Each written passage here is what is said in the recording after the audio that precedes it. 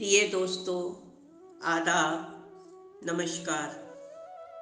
दोस्तों, आज मैं आपको एक कहानी के माध्यम से बताना चाहती हूँ कि इंसान की ज़िंदगी एक पानी के बुलबुले से ज़्यादा कुछ भी नहीं। ये कब किन हालातों में और कहाँ ख़त्म हो जाए, कुछ कहा नहीं जा सकता। लेकिन दुनिया से जाने वाला इंसान न जाने कितने रिश्तों को अपने पीछे तड़पता, बिलखता और एक कभी न ख़त्म होने वाला खालीपन देकर चला जाता है। इसे शब्दों में बयान करना बहुत मुश्किल और असंभव है। ये कहानी इसी खालीपन को इंगित करती हुई हृदय स्पर्शी कहानी है। सोमेश, मधुकर, संदीप और उज्जवल चारों गहरे दोस्त एक बड़े शहर में रहते थे। बचपन चारों दोस्तों ने एक साथ ही गुजारा था और पढ़ाई भी साथ साथ ही की थी। चारों के परिवारों की आर्थिक स्थिति अच्छी थी और चारों दोस्तों के परिवार वाले एक दूसरे को बहुत अच्छे से जानते थे।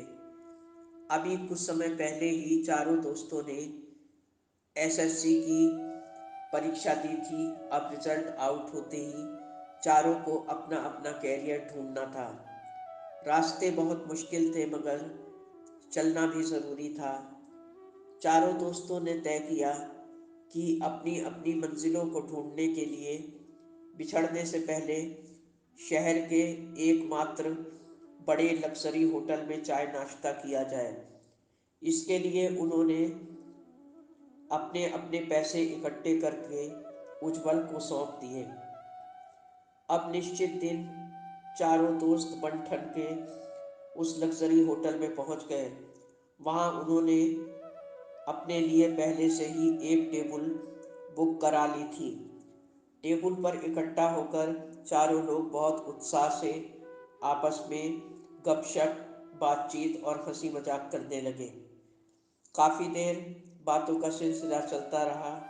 चाय नाश्ता भी आ चुका था। इस दौरान अचानक मधुकर के दिमाग में एक विचार कौंध गया। उसने सबसे शेयर करके बताया कि बचपन से अब तक हम चारों दोस्त एक साथ ही रहे हैं।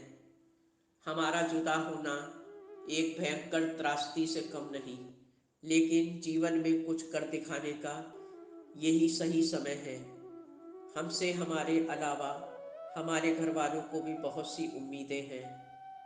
तो मैंने दिल में एक निर्णय लिया है कि हम चारों अब के बाद 40 साल बाद इसी होटल में 1 अप्रैल को 11 बजे दिन में फिर से मिलेंगे और अपनी अपनी कामयाबियां एक दूसरे से शेयर करेंगे।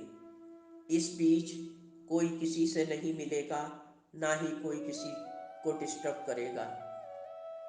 ये रोमांचक फैसला चारों दोस्तों की सहमति से तय हो गया।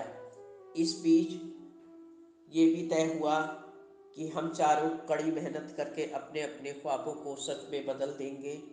ये एक दिलचस्प मुलाकात होगी, लेकिन एक शर्त इसकी ये भी है कि 40 साल बाद 1 अप्रैल को सुबह 11 बजे सबको राइट टाइम यहाँ आना ज़रूरी है। जो दोस्त सबसे बाद में यहाँ आएगा उसे ही होटल का सारा बिल चुकाना पड़ेगा। इस बात पर भी सबने अपनी रजामंदी की मुहर लगा दी। वेटर केशव, जो बहुत उत्सुकता से उन चारों की बातचीत को सुन रहा था, अचानक बोल उठा, साहब, अगर ऊपर वाले ने मुझे ज़िंदगी दी तो आज की तरह 40 साल बाद मैं ही आप चारों को अपनी सर्विस दूंगा और आप सब का बड़ी शिद्दत से इंतज़ार भी करूंगा। ये सुनकर चारों दोस्त बहुत खुश हो गए और उससे वादा किया कि हमें भी तुमसे मिलने का बहुत बहुत इंतज़ार रहेगा। फिर चारों दोस्तों ने बिल अदा किया और वेटर केशव को कुछ टिप भी दी। और होटल के बाहर आकर चारों ने भरे मन से एक दूसरे से विदाई ली और आंखों में अपनी सफलता के सुनहरे ख्वाबों को लेकर एक दूसरे से 40 साल के लिए विदा हो गए। इस अग्नि परीक्षा में चारों को खरा उतरना बहुत ज़रूरी था, इसलिए कठिन परिश्रम और मेहनत से अपने अपने भविष्य को संवारने के लिए वो चारों जी जान से जुट गए। चारों दोस्तों को आखिर 40 साल बाद एक दूसरे को जवाब भी देना था कि किसने कितनी और किन हालातों में प्रगति की है। इस बीच काफ़ी समय गुजरने पर मधुकर के पिता का तबादला होने के कारण उन्हें मधुकर सहित सारे परिवार के साथ ये शहर छोड़ना पड़ा। सोमेश अपने चाचा के पास दूसरे शहर में अपने काम की तलाश में चला गया। संदीप और उज्जवल को भी कालांतर में किन्हीं परिस्थितिवश अपने शहर को छोड़कर अन्य शहरों में जाना पड़ा। अब चारों दोस्त एक दूसरे से बहुत दूर दूर अजनबी शहरों में जा बसे थे, लेकिन चारों दोस्तों को 40 साल बाद 1 अप्रैल को उस शहर के लग्जरी होटल में मुलाकात के बारे में हर वक्त अच्छी तरह ये बात याद रहती। इस प्रकार दिन पर दिन महीने, साल और मौसम गुजरते जा रहे थे। वक्त अपनी आदत के अनुसार किसी का इंतज़ार न करके आगे और बहुत आगे निकलता जा रहा था। 40 साल इंसान की ज़िंदगी का एक बहुत बड़ा हिस्सा होते हैं। इंसान की शक्ल, सूरत, हुलिया और हालात सब कुछ इन सालों में बदल जाता है। उस शहर का हुलिया भी पूरी तरह बदल चुका था। सारे शहर में अमूल चूल परिवर्तन हो चुके थे। शहर की आबादी भी बढ़ चुकी थी। सड़कों, फ्लाईओवर और गगनचुंबी इमारतों ने इसे महानगर में परिवर्तित कर दिया था। और वो होटल जहाँ से चारों दोस्त बिछड़े थे, अब वो होटल कोई साधारण होटल नहीं बल्कि 5 स्टार होटल में परिवर्तित हो चुका था। जिस सेठ का वो होटल था वो बे औलाद था और उनकी पत्नी काफ़ी साल पहले ही गुजर चुकी थी। मरते समय उन्होंने अकूत धन संपदा बचपन से अपने यहाँ काम कर रहे ईमानदार नौकर केशव के नाम कर दी और उन्होंने बहुत भरोसे से केशव से वचन लिया कि इसके मान सम्मान को हमेशा बनाए रखेगा और मेरी दौलत का कोई भी गलत इस्तेमाल नहीं करेगा। अब केशव कोई वेटर नहीं, उस 5 स्टार होटल का मालिक सेठ केशव हो चुका था। अब धीरे धीरे वो समय भी करीब आ रहा था जब चारों दोस्तों को उस 5 स्टार होटल में मिलना था। अब नियत तिथि तथा समय पर 11 बजे एक एक करके 3 महंगी कारें होटल के भव्य पार्किंग में एक एक करके आकर रुकी। अपनी अपनी कामयाबियों से दमकते चेहरों के साथ उज्जवल, संदीप और मधुकर महंगी गाड़ियों से उतरकर बहुत गर्मजोशी से एक दूसरे से गले लगकर मिले और फिर सोमेश को वहां ना पाकर उसका इंतज़ार शिद्दत से करने लगे।